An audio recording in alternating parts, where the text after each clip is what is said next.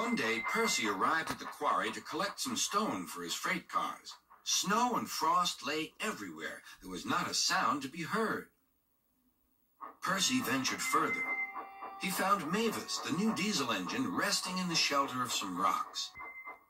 "Cheer up, Mavis," he whistled, still remembering the trouble she'd had with cars. "Manager says I don't listen to advice. He says I've no business jauntering down Toby's line. Toby's a fusspot." "Toby has forgotten more about freight cars than you will ever know," replied Percy. "You must put the cars where he wants them. Then you'll be a really useful engine. Now, if you'll excuse me, I have to take these stones to the harbor." Mavis liked Percy, but she still wouldn't listen to his advice. "Why shouldn't I go on Toby's line?" The siding arrangements were awkward. To put the cars where Toby wanted them, Mavis had to make several journeys. She started making a plan.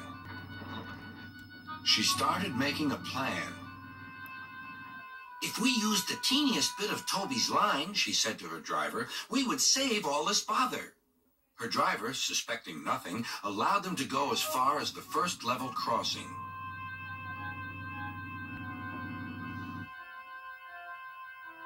A few days later, the weather changed. As the snow melted, the quarry grew busy again.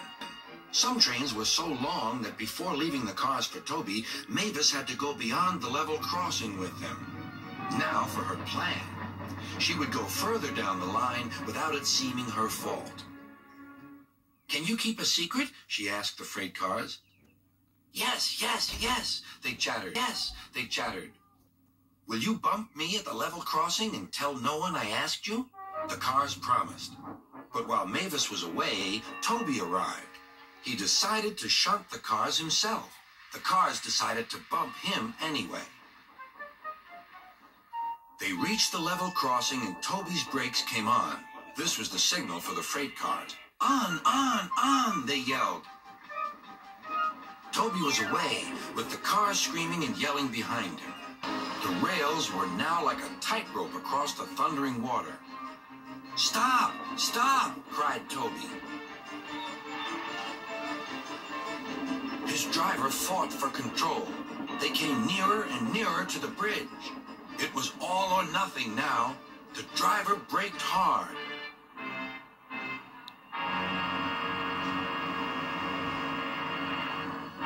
Toby stopped, still on the rails, but with his wheels treading the tightrope over the abyss.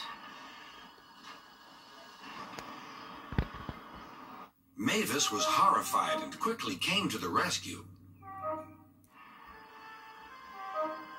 Workmen anchored Toby with ropes while she pulled the freight cars away. Then she helped Toby to safety.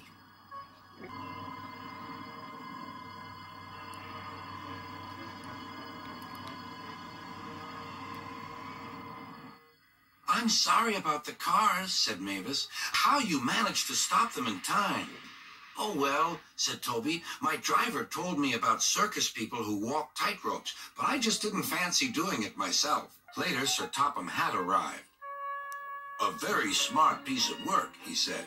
"Mavis, you did well too, I hear." "It was my fault about those cars, sir," she faltered.